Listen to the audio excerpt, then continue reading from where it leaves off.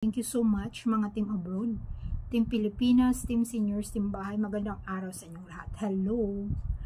So ngayon, June 29, 2025. 2 months na lang, September na, napakabilis. Di po ba mga palangga? So thank you so much sa lahat na sumubaybay sa aking vlog, sa channel ko. Marami pong salamat.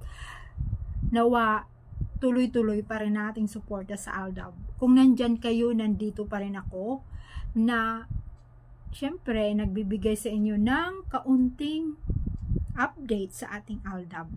Kahit na minsan yung may much better na ngayon kasi nagpapakita na si Aldin, 'di ba? Sino yung nanonood? Sino kahapon napanood nyo na ba yung first episode ng Stars on the Floor, 'di ba? Kahapon 20th. Hindi ko rin alam kung ngayon Saturday Sunday ba 'yan, mayroon din mamaya. Hindi ko alam, check ko na lang kung Saturday Sunday ba yung na yan. Pero mostly, 'di ba, pag mga reality shows, 2 araw 'yan. Diba mga palangga? So check na lang natin kung mayroon din Sunday. So ayan, hindi talaga mawawala pag in-interview siya, yung depression nga niya, yung nangyari sa kanya. So tinanong siya kung part ba din yun sa kanyang success, yan nangyari sa kanya. Sabi niya, hindi naman daw masamang tumulong, pero lahat ng sobra ay masama.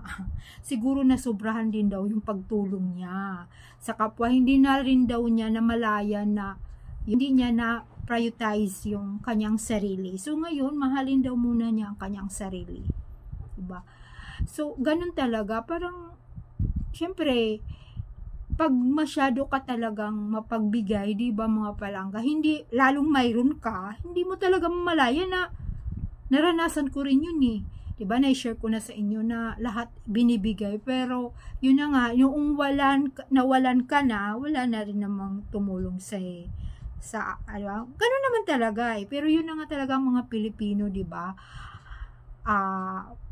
palatulong pag lalong-lalong mayroon tayo. So ayan, much better daw ngayon, unahin daw muna niya kanyang sarili. Siyempre, sarili, pamilya, kasama na yung pamilya niyang sarili na unahin, hindi na yung ibang tao. Yun naman yun ay, di ba, mostly tinutulungan niya mga sa charities.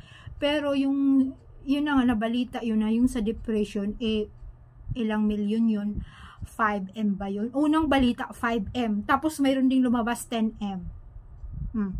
At hindi naman siya nagsasalita kung sino yung taong balita lang na parang lahat ata alam niya yung mga nangyari sa mga artista, at minsan nga kinukutya yung tao na yun, yung reporter na yun, dahil alam mo marami na siyang alam, di ba? So hindi, ewan ko ba bakit may ganun, no? Pag sa mga artista lahat alamin, kahit hindi naman yung katotohanan. Syempre yung mga ibang tao kasi, pag yung mga artista ang yung lalo ng mga reporters na sino ba ang sikat ngayon ng mga nagbabalita, alam nyo na kung sino yung mga veteranong sa YouTube, mayroon sa TikTok, lahat ng social media accounts mayroon sila. Pero yung iba naman, yung iba din gumagawa rin naman sila, syempre, di ba? Yan lang din ang sabi nga. So sa atin naman ay Aldab naman yung ating balita. Pero minsan kasi sa kanila hindi na nila ibabalita dahil wala na nga daw ang Aldab. Nandyan pa rin yung Aldab, hindi mawawala yun, lalong-lalo na yung kanilang buhay, yung reality, yung katotohanan. Tsaka antay na lang natin kung kailan nila aminin yun. At pag in-interview talaga si Aldin sa ngayon, isisingit talaga yung love life niya. Hindi na nga niya kasi gusto daw niya private. Sa kanya na place lang daw, hindi na daw pag-usapan yung kanyang private kasi sarili na niya yun. Pero ilalabas din naman nila yun. hindi naman din talaga bumabata, 'di ba mga palangga? Ilabas lang din kagaya nga sa kanila ni Kuko at ni Julia, wala na, interview na ganito. Open na sila kahit sa anong party, magka-holding hands na sila. O ako napanood ko 'yung nag-holding hands na sila. Maglakad sila, mag-red carpet sila, magkasama na silang dalawa. Simula noong inamin na rin ni Coco. So antayin natin yung panahon na yun. Di ba mga palangga, huwag tayong mawala ng pag-asa.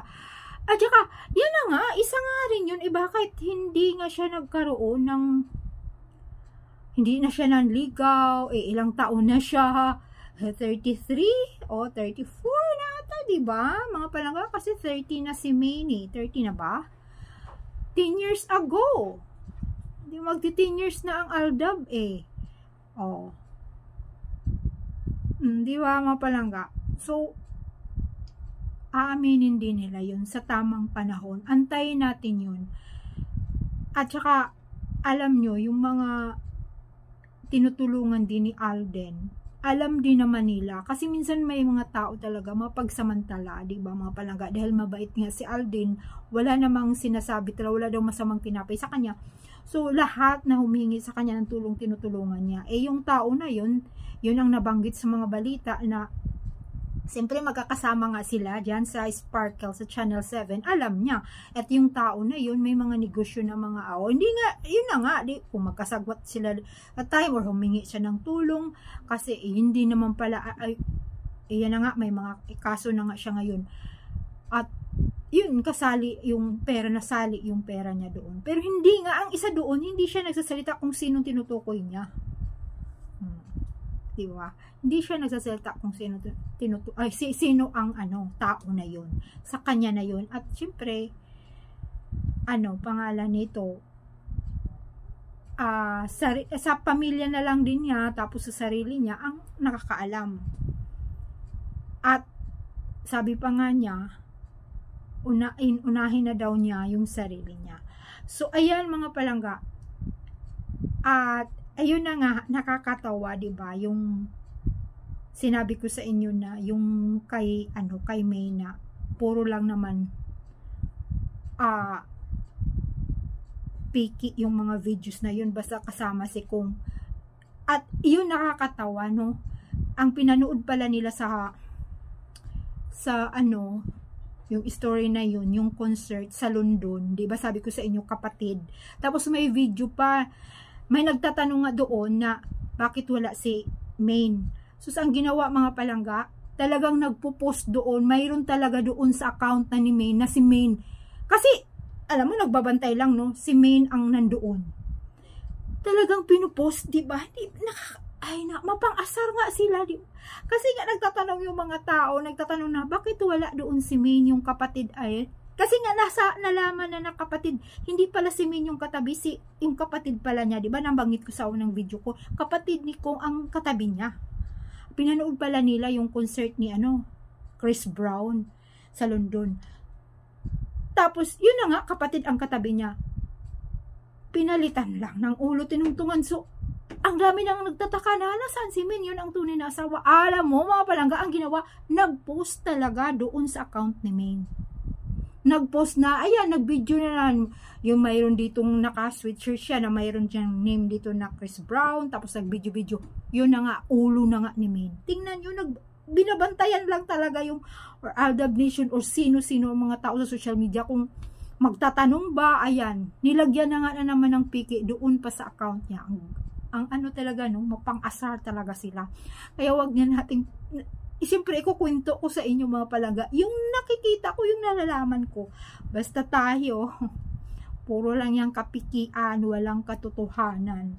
So, ito pa mga palangga, diba, yung kanyang account, sa TikTok ba yun na nakalagay na Maine Mendoza Atayde? Nakalagay doon may Atayde na. Ay, Diyos ko, bagay ba sa kanya? Na Atayde na nung yung una ko ang napanood, yung noon, hindi, parang pinalitan na nga yung kanyang account, Mendoza lang yung una kong kita noon, nung nagiging nalagyan na nila ng Atayde. Talaga naman, talaga naman, siyempre, itutuloy pa rin nila, hindi pa rin nila alisin yung mga kalokohan na yun kasi hindi pa nga rin inaamin. Ay, nako. Kaya thank you so much mga palangga. Darating ang panahon na wag lang tayong magsasawa, diba? Tuloy-tuloy pa rin, wag tayong bumitaw. Thank you so much. Thank you sa mga loyal na mga fans. Bye!